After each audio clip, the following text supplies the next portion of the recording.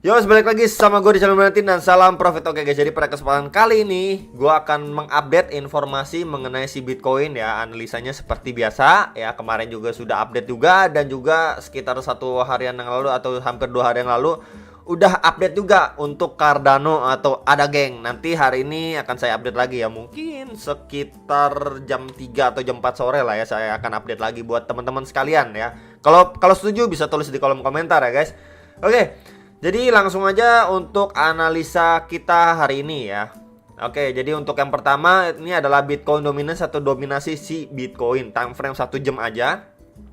Karena memang ini melanjutkan pembahasan yang beberapa video kemarin gitu ya. Dia bermain udah di channelnya, kemudian dia breakdown ya, sempat mau mencoba masuk lagi ke dalam trend channelnya ya, kemudian ke reject lagi, dan sekarang sesuai info kemarin ini potensinya ketika memang dia break itu setidaknya testing dulu di lowest point sebelumnya atau di sekitaran 42,4%-an, and then kita mendapati sedikit rebound di situ, dan sekarang posisinya itu testing terhadap EMA 34 dan 55-nya dia atau garis warna biru dan merah ini. And then kita bisa lihat di sini ya, untuk jangka sekarang ini memang adanya shadow bagian upper candle-nya cukup panjang ya. Kalau memang di area sini dia kena reject ya, kemudian dia melanjutkan penurunan kembali untuk lebih deep lagi koreksi untuk Bitcoin dominance atau dominasi si Bitcoin ini juga pertanda cukup baik untuk altcoin-nya ya. Tapi secara overall kalau misalkan saya langsung ke secara daily-nya ya, ini secara overall-nya udah cukup baik ya. Dia bermain sebelumnya di sebuah channel ya, kemudian dia breakdown. Ini merupakan salah satu pertanda yang lumayan bagus untuk altcoin-nya. Jadi seperti permulaan lah ya. Makanya kita lihat beberapa hari lalu untuk altcoin-nya itu lumayan lah naiknya, mengalami kenaikan yang lumayan ya. Jadi next dia untuk melanjutkan penurunan ya, kita akan melihat si altcoin bisa terbang lebih lagi ya. Oke, next lagi ini untuk USDT dominance ya. Jadi memang ini sesuai ekspektasi ataupun harapan dari saya pribadi di video kemarin ya. Jadi memang ketika dia sudah breakdown ya, kemudian dia mencoba masuk nih, ada tanda panah ya, breakdown mencoba masuk kembali, and then kena reject langsung turun kembali. Nah ini juga berkebalikan. Jadi kalau misalkan USDT dominance-nya ini melemah, kita akan melihat untuk Bitcoin-nya itu akan menguat ya. Jadi udah beberapa kali saya sampaikan juga perihal ini, kalian bisa perhatikan ya, untuk USDT dominance, Bitcoin dominance ya, kemudian liatin Bitcoin-nya juga ya. Dan waktu itu juga sudah sempat saya sampaikan ya di beberapa video analisa Bitcoin sebelumnya, dan juga waktu pembahasan untuk alt season ya, hal apa aja yang perlu kita perhatikan gitu ya, itu juga udah saya sampaikan juga buat teman-teman sekalian ya.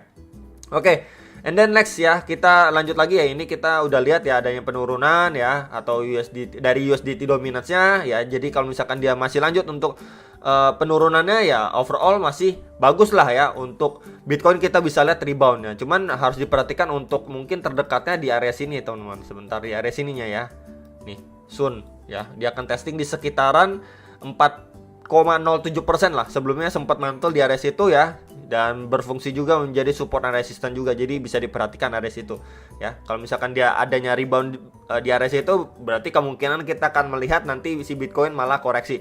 Nah ini juga dekat sekali ya. Kenapa saya bilang dekat? Ketika memang dia udah mau menjumpai dari USDT dominance ya, dia ini udah dekat sekali nih dengan support sebelumnya, dan potensinya adanya rebound ya. Dia rebound berarti potensi Bitcoin akan koreksi. Nah, coba kita cocokin dengan outlook dari si Bitcoin ini time frame daily-nya dulu ya. Outlooknya masih sama ya. Mungkin kalian juga udah bosen lah ya ngeliatnya dari triangle pattern ini. Kalau misalkan secara garis besar ya, bisa dibilang ini bearish pattern juga bisa gitu secara pattern. And then kita udah bermain ya dari wave A, B, C, D, dan sekarang ini OTF finishing ke wave I-nya dia, dan ini sudah deket sekali gitu ya. Jadi secara Bitcoin juga udah deket dengan area target ya, area target dan area krusial, dimana itu adalah resisten yang cukup kuat dan kemungkinan dia adanya rejection.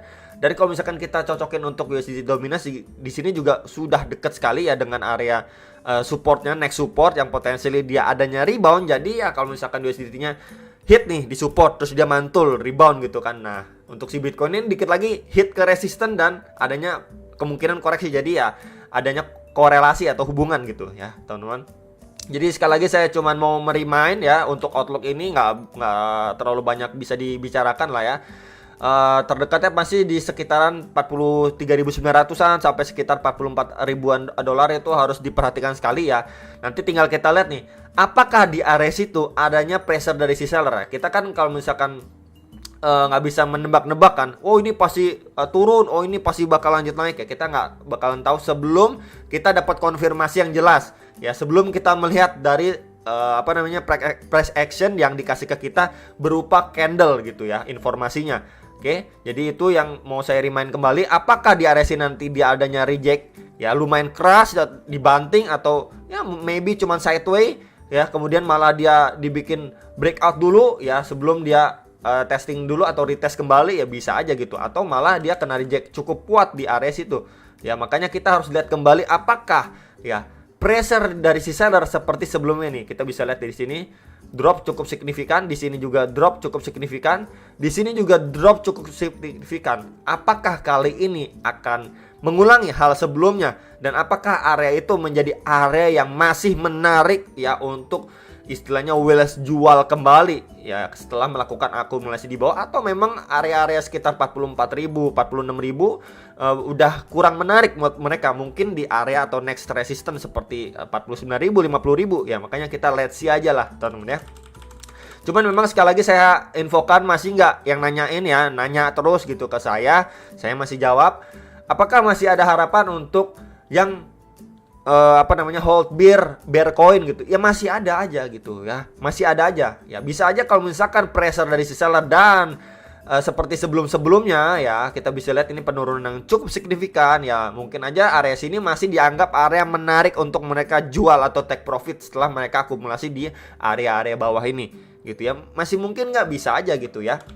Cuman yang agak krusial kalau memang di kisaran 44 ribuan, 45 ribuan dia malah sideways, nah itu mungkin pertanda ya teman-teman, Welles ya menganggap area itu kurang menarik untuk mereka bisa taking profit atau jual lagi atau ngedam market lagi gitu. Mungkin di next resistance lebih atasnya lagi baru mereka consider atau mempertimbangkan untuk jual kembali ya. Jadi itu sekilas saja untuk time frame daily dari si Bitcoin-nya. And then kita pergi ke time frame hourly langsung 1 jam aja ya. Jadi ini melanjutkan video kemarin yang sudah saya upload juga ya mengenai pergerakan si Bitcoin kemarin. Dia membentuk seperti yang namanya falling wedge pattern ya. Jadi falling wedge pattern ini adalah salah satu bullish pattern ya. Jadi bagian bawah pasti trendline supportnya, and then bagian atasnya ini resistennya ya, bisa dibilang untuk falling wedge bisa, atau bisa dibilang juga sebagai bull flag pattern juga bisa gitu kan. Jadi semalam itu sempat dia seperti false break, kemudian testing di EMA 34 dan 55-nya, akhirnya adanya pemantulan, rebound lumayan signifikan sampai tadi itu di kisaran $43.500 loh teman-teman ya. Jadi ya terserah lah teman-teman, bisa bilang falling wedge bisa atau bull flag pattern bisa. Yang jelas keduanya itu adalah bullish pattern ya. Jadi memang kecenderungannya untuk dia bisa melanjutkan penguatan kembali. And then sekarang yang jadi concern dari saya pribadi gitu ya, ini adalah garis titik-titik putus-putus warna kuning ya, itu di sekitaran 43.260 sekian dolar gitu. Jadi kalau misalkan si Bitcoin ini mampu break dalam artian benar-benar confirm breakout ya, berarti dia bisa melanjutkan penguatan ke sekitar 44 ribuan dolar ke atas gitu ya. Kalau misalkan dia benar-benar breakout gitu ya, bukan false break ya. False break kurang lebih seperti semalam ini, udah naik ya, udah breakout kemudian langsung dibawa turun ya, ini bisa dibilang false break ya. Breakout yang sesungguhnya yang saya mau itu adalah dia ketika breakout gini, testing lanjut breakout ya. Kalau misalkan dia pure benar breakout di sini ya, testing untuk lanjut breakout. Jadi kurang lebih seperti itu, bukannya ini udah breakout begini langsung dibawa turun lagi sama si seller, atau munculnya bearish candle yang lumayan pekat ya, lumayan besar ya.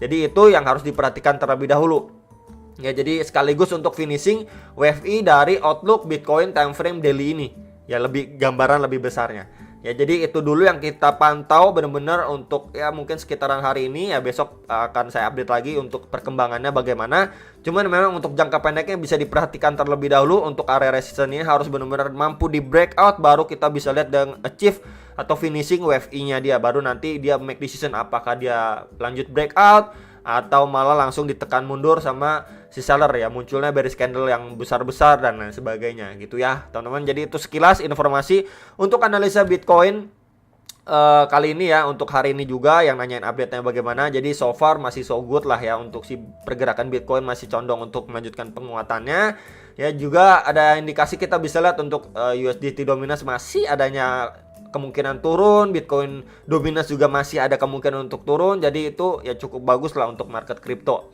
khususnya altcoin juga ya. Kalau misalkan ditambah untuk Bitcoin dominance-nya itu melanjutkan penurunannya secara overall. Dari daily juga dia lagi testing terhadap EMA 55 atau garis warna merah ini, teman-teman ya, kita bisa lihat. Oke, jadi kalau misalkan di situnya adanya rejection and then dia boom lebih koreksi lebih deep lagi, ya udah oke lah untuk altcoinnya. Jadi sekilas itu aja teman-teman update dari saya. Jadi tungguin aja ya untuk yang mau update mengenai koin ADA atau Cardano, nanti agak sorean akan saya update sekali lagi. Thank you dari kalian bisa analisa kembali before kalian melakukan atau make decision atas transaksi kalian masing-masing, dan sampai jumpa untuk next video. Salam profit.